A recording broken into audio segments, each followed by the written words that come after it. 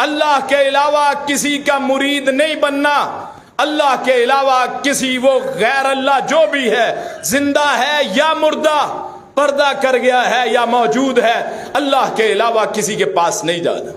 اپنی مشکلات، اپنی پریشانیاں اپنے اللہ کے سامنے رکھیے، اپنے اللہ کے سامنے التجائیں کیجئے، اللہ کے سامنے آنسو بہائیں، اور جو میں حصار بتا رہا ہوں اسے اپنی زندگی میں نافذ کیجئے، پھر آپ کو پتہ چلے اللہ آپ کی کیسے مدد کرتا ہے، پھر بڑے بڑے حادثات سے اللہ آپ کو کیسے بچاتا ہے۔ وہی لقمہ کھانے سے ہو سکتا ہے کینسر کا مرض بن جائے، وہی لقمہ کھانے سے ہیپاٹائٹس بن جائے، وہی لقمہ کھانے سے فالج ہو جائے، ہو سکتا ہے وہاں دیکھنے سے آنکھوں کی بینائی چلی جائے، ہو سکتا ہے صبح آپ کسی کو دیکھ ہی نہ سکیں، ہو سکتا ہے آپ کے معدے کا مسئلہ بن جائے۔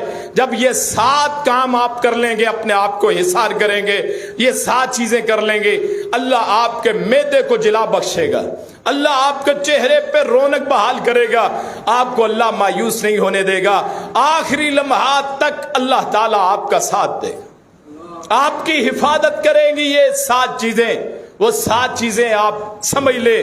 سب سے پہلے درود پاک۔ درود پاک دنیا کی واحد دعا ہے جس میں آپ اپنے لیے کچھ نہیں مانگتے۔ اللہم صلی علی محمد وعلی آل محمد کما صلیت علی ابراہیم وعلی آل ابراہیم انک حمید مجید۔ اللہم بارک علی محمد وعلی آل محمد کما بارکت علی ابراہیم وعلی آل ابراہیم انک حمید مجید، جسے درود ابراہیم کہتے ہیں۔ اپنے لیے کچھ نہیں مانگا، نبی کائنات پہ رحمت کے لیے مانگا، آپ کی آل مقدس آل، مطہر آل، آپ کی منزہ عرفہ آل، اس کے لیے دعا مانگی۔ جس طرح حضرت ابراہیم اور ان کی آل کے لیے دعا مانگی، برکت کی دعا اپنے لیے نہیں، بارک علی محمد وعلی آل محمد، رحمت اپنے لیے نہیں، صلی علی محمد وعلی آل محمد مانگی۔ اللہ کائنات کا جو رب ہے عرش پہ بیٹھ کے فرشتوں میں کہتا ہے میرے محبوب کے لیے دعا مانگی ہے، ان کی آل کے لیے مانگی ہے، جاؤ میں نے اس کی نسل پہ بھی رحمت کر دی، اس پہ برکت نازل کر دی ہے۔ سب سے پہلے درود شریف 7 مرتبہ یہ 7 چیزیں پڑھنی، یعنی ابتدا کریں گے حضرت رسول اللہ پہ درود کے ساتھ۔ ایک بندہ آیا رسول اللہ کے پاس، یا رسول اللہ صلی اللہ علیہ وسلم میں دعا مانگتا ہوں، اپنے لیے دعا مانگتا ہوں 3 حصے، ایک حصہ آپ پہ درود بھیجتا ہوں۔ آپ نے فرمایا اچھا ہے، اس سے اور کر لے تو زیادہ بہتر ہے۔ اس نے کہا جی نصف دعا ہوگی، نصف درود ہوگا۔ آپ نے فرمایا اور بڑھا لے تو اچھا ہے۔ وہ کہنے لگا جی 2-3 حصے درود پاک اور ایک حصہ اپنے لیے دعا۔ آپ نے فرمایا اور کر لے تو بہتر ہے۔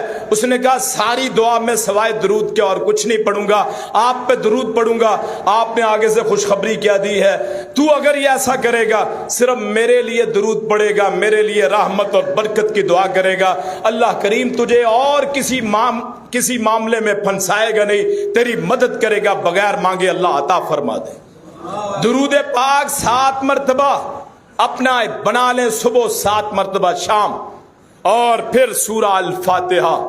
سورہ الفاتحہ وہ دعا ہے، دعا بھی ہے، اللہ سے مناجات بھی، بندے اور اللہ کے درمیان تعلق، کہ یہ وہ دعا ہے اگر نماز میں یہ نہ پڑھے تو نماز نہیں ہوتی۔ لا صلاۃ لمن لم یقرأ بفاتحۃ الکتاب۔ کتنے لوگ ہیں جو کہتے ہیں فاتحہ کے بغیر نماز ہو جاتی ہے، اور اللہ کریم بار بار کہتا ہے، رسول فرماتے ہیں فاتحہ کے بغیر نماز نہیں ہوتی۔ آپ امام کے پیچھے ہو تب بھی، امام ہو تب بھی، اکیلے ہو تب بھی، مقتدی ہو تب بھی، منفرد ہو تب بھی، باجماعت ہو اکیلے، سورہ فاتحہ کے بغیر نماز نہیں ہوتی۔ میں لکھ کے دینے کے لیے تیار، کیوں ساری کائنات کی بات غلط ہو سکتی ہے، محمد رسول اللہ کی بات غلط نہیں ہو سکتی صلی اللہ علیہ وسلم۔ لوگوں کو فاتحہ سے دور کر دیا گیا کہ جی نماز میں نہیں پڑھنی، ویسے مردوں کے لیے فاتحہ، زندوں کے لیے فاتحہ، کہاں سے آئے جی فاتحہ کر کے؟ کیا کر رہے جی؟ فاتحہ خوانی کرتے، دین کو مذاق بنا دیا، اور کم از کم لوگوں کی نمازوں کو تو محروم رہنے دو، محفوظ رکھو۔ اور شیطانی کہتے، شیطانی وسوسے بڑے آتے ہیں، آپ فاتحہ ہی نہیں پڑھنے دیتے، یہ امام کے پیچھے نہیں پڑھنی، کہاں لکھا ہے امام کے پیچھے نہیں پڑیں گے؟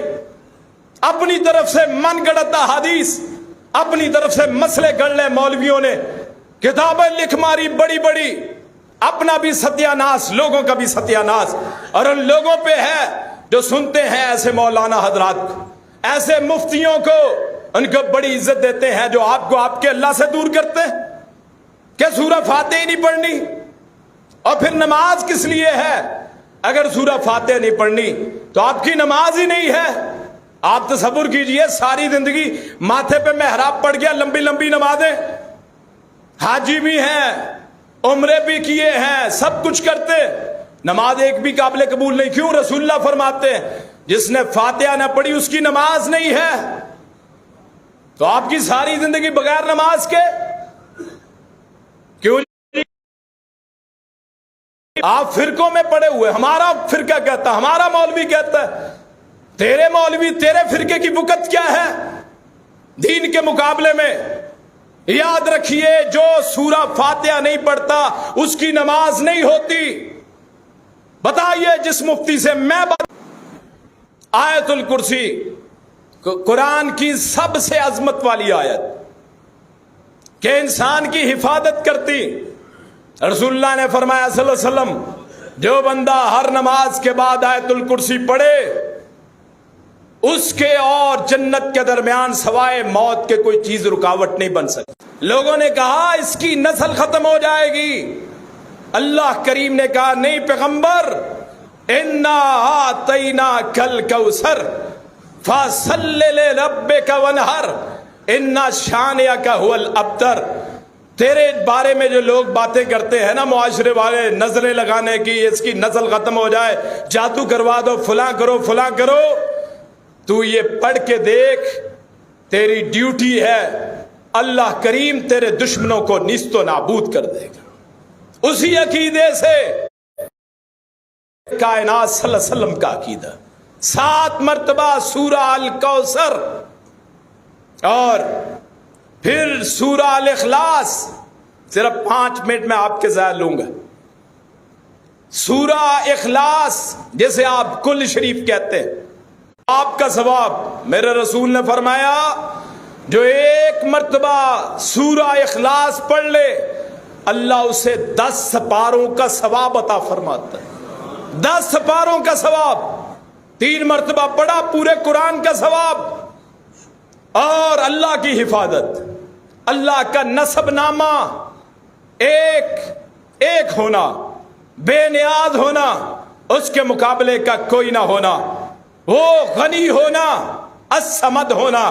سورہ اخلاص مجموعہ ہے روحانی تعلق کا اللہ کے ساتھ، 7 مرتبہ یہ پڑھیے، اور 7 مرتبہ آخری 2 کل سورہ الفلق، سورہ الناس، اللہ سے تعلق، جادو کا خاتمہ، نظر کا بد نظر کا خاتمہ، حالات کا خاتمہ جو برے حالات، غربت کا خاتمہ، آخری یہ 2 صورتیں 7 مرتبہ، صبح 7 شام، یہ 7 اسے 7 ہجر کہتے ہیں، سب و ہجرن، 7 اپنا کیلیے اپنے آپ کو، یہ صبح شام، اور پانی پہ پھونک کے خود پئیں، بچوں پہ چھڑکائیں، گھر میں چھڑکائیں، اپنے آپ کے جسم سے بیماریاں ختم ہو جائیں، آپ کی حفاظت ہو جائے، معاملات اللہ آسان فرما دے۔